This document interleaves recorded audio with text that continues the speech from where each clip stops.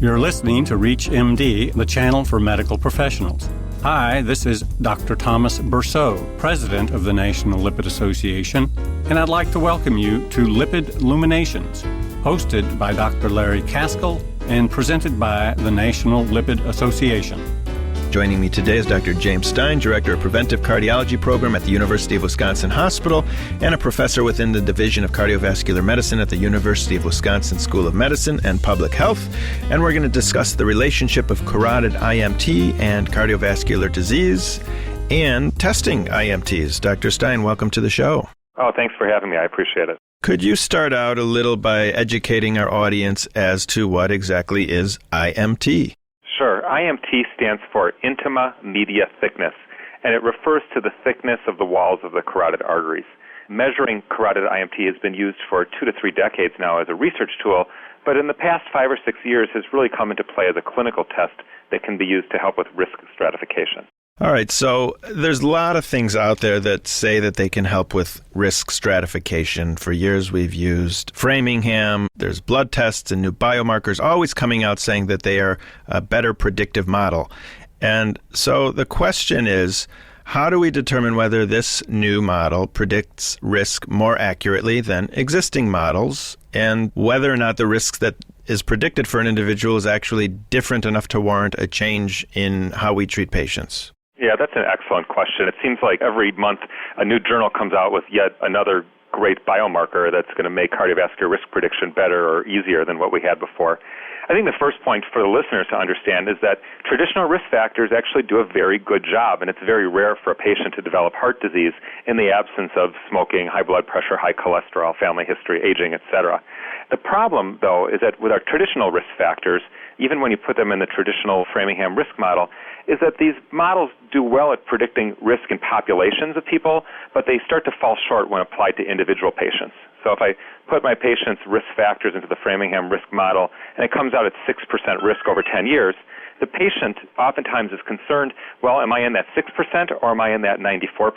And without having better tools, they oftentimes walk away from their office visit with their physician really unclear about whether or not they're at high risk, low risk, or intermediate risk.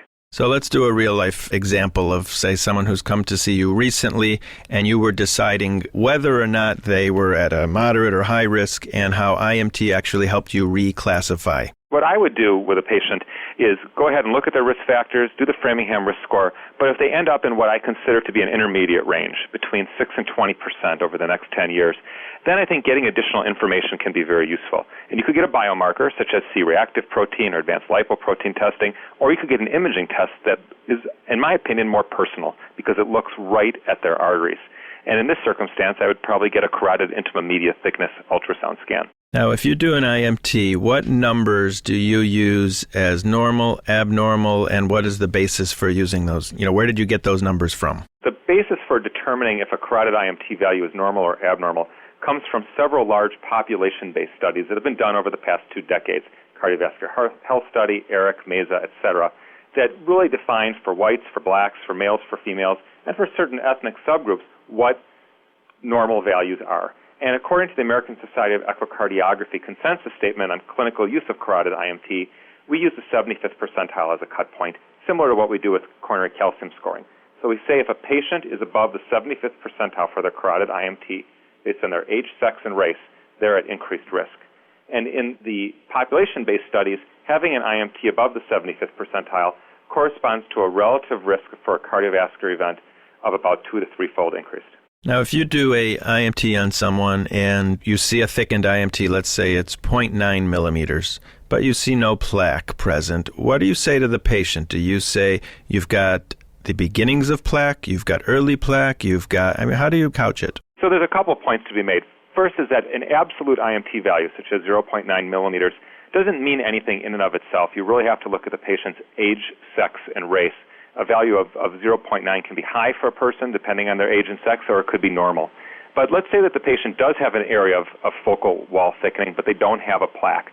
What I tell them is that they're at increased risk because they have the early stages of arterial injury that lead to plaque formation. On the other hand, if a patient has a discrete plaque in their arteries, the risk is increased. In fact, the risk of having a carotid plaque is somewhat higher than having increased IMT, relative risk there being about 2.5 to 3.5-fold.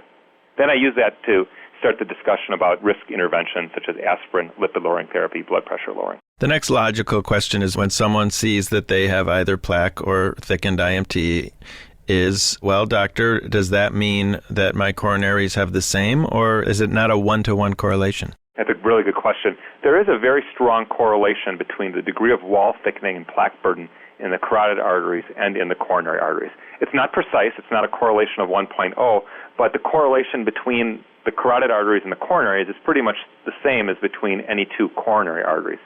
So it gives us a window. It gives us some insight into what's going on in the coronary arteries, but they're not exactly the same.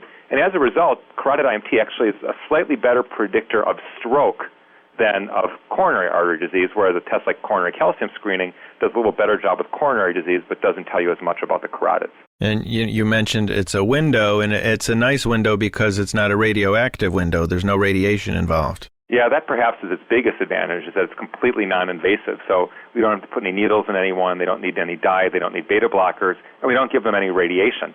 And when you're in the business of preventing disease, the last thing you want to do is create disease, even if it's a very small risk.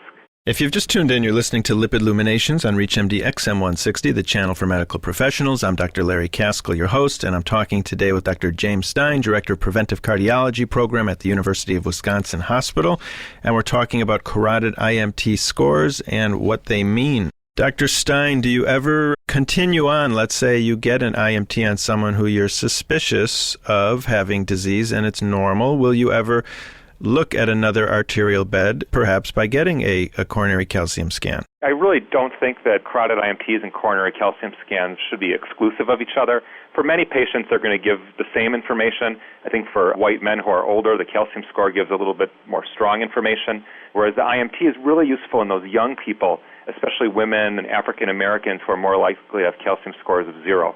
If I really need to know whether or not someone has subclinical atherosclerosis, I do start with a carotid ultrasound, looking for plaque, looking for wall thickening. If I don't see it in the carotids, I think a calcium score would be reasonable, but only if the patient was over 55 or 60 years of age. If they're young and they don't have anything in their carotids, the likelihood of them having calcified plaque in their coronaries is really, really low. Well, let's say you have a 40-year-old woman who has a thickened IMT. She has normal lipids. She has a normal HSCRP. Would you, by just the presence of a thickened IMT, would you put her in a high-risk category? I would put her in an increased risk category. I would say to her that her relative risk is increased by 2 to 3-fold, and I would look really carefully at her family history and her blood markers to see why it might be that she's developed this wall thickening. There has to have been a reason why you as a clinician felt that she needed to have her walls looked at. I wouldn't go as far as to scare her and tell her that she's sitting on a huge amount of coronary artery disease and she's about to have a heart attack or stroke, but I'd use it as a real wake-up call for being aggressive about lifestyle interventions, and if we find anything wrong with her lipoproteins, lipid-lowering therapy as well. What do you see as advantages of doing this test besides the lack of radiation? One of the real advantages to this test is that it can be done in an office setting. So to do a calcium scan requires a CT scanner, which obviously can't be placed in someone's office. This can be done on an ultrasound machine, and there's been a huge proliferation in the past couple of years of inexpensive but high-quality ultrasound machines that can now be in offices. And I actually think that the future of this test is going to be moving it into an office practice where a patient comes in and a well-trained healthcare professional, it could be the doctor, but it also could be a nurse, for example, does a limited carotid IMT scan looking at the common carotid arteries, looking for plaque, and then can present that information to the physician and patient right at the time of that visit where you're talking about lipids and blood pressure. Okay, so it's available and it's inexpensive, but who's going to pay for it? Yeah, that's always a challenge. So currently, very few people pay for the test. It's not paid for by Medicare or Medicaid. There are local pockets throughout the United States where physicians or healthcare plans have made deals with local care providers, local insurers, usually HMOs, to cover it for appropriately selected patients. But there's a very high hurdle for imaging tests to overcome to get coverage from Medicare and from most insurance providers. You have to not only show that you're accurate at predicting risk, but you have to take that next step and show that with this risk information in hand, doctors act and patients do better. And I think we're a long way off from crossing that threshold with carotid ultrasound as well as many other cardiac imaging tests. with IMT, can we actually predict risk more accurately than existing models? Can we prove that to an insurance company? That can be proven to an insurance company. We've got statistical data, both in the form of multivariate models that show independent predictive values. We've got area under the receiver-operator characteristic curves that shift, although it modestly. That metric does shift, which means people get reclassified. We even have data that doctors respond to IMT values and plaque presence, carotid plaque presence, with interventions that reduce risk. So we've got data that when there's an abnormal carotid ultrasound, doctors are more likely to prescribe aspirin, more likely to prescribe lipid-lowering therapy.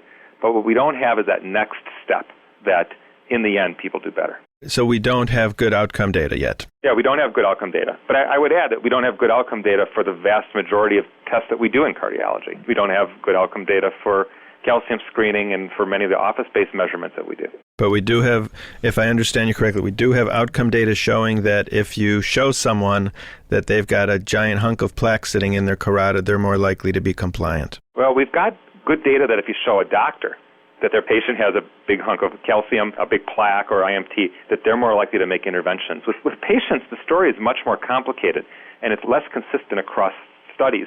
In general, it looks like patients understand what the results mean, and they report increased motivation for certain lifestyle behaviors. In some studies, they appear to be more likely to take their medication, but I think that's another area that needs more research. It's just not consistent across the studies.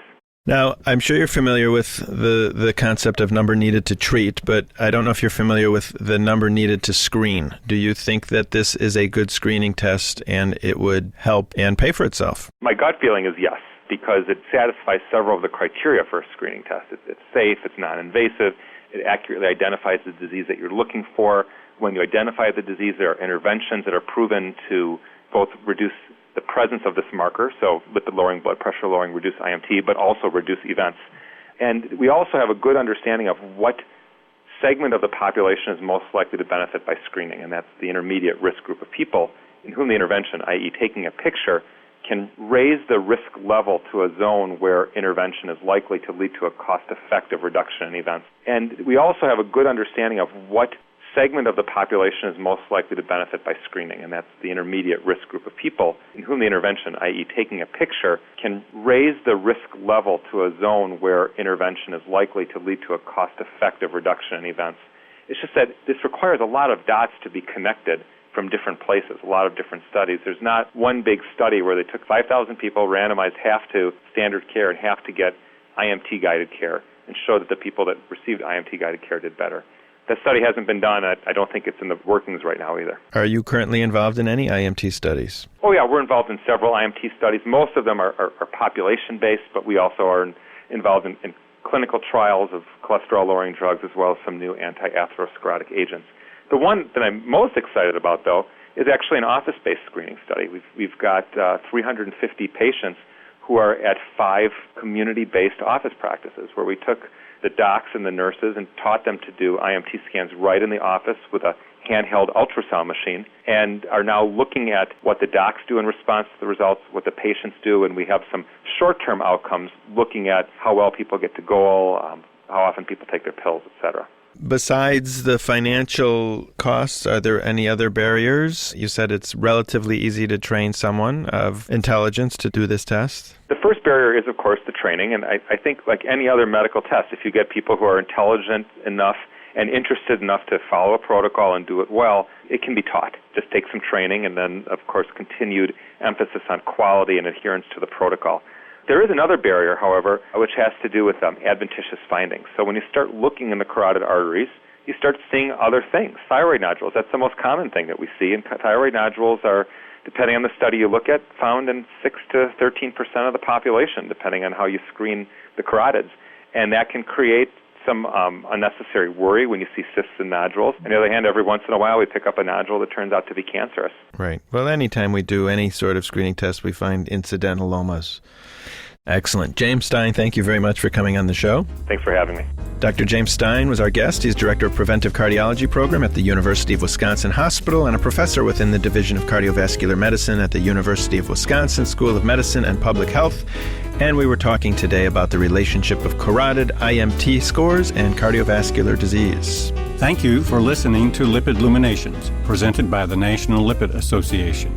For more information, visit www.lipid.org.